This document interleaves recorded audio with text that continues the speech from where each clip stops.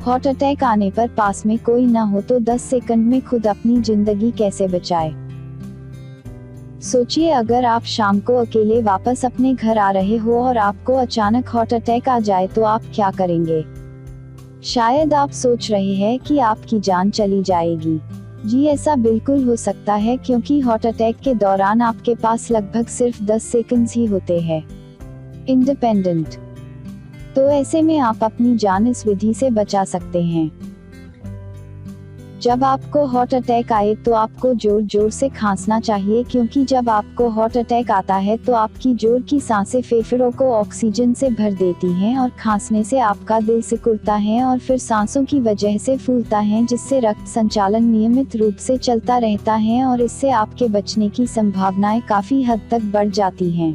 जहां तक हो सके इस संदेश को हर एक तक पहुंचाएं। एक हृदय डॉक्टर ने तो यहाँ तक कहा कि अगर हर व्यक्ति यह संदेश 10 लोगों को भेजे तो एक जान बचाई जा सकती है। आप सबसे निवेदन है कि चुटकुले भेजने के बजाय यह संदेश सबको भेजे ताकि लोगों की जान बच सके।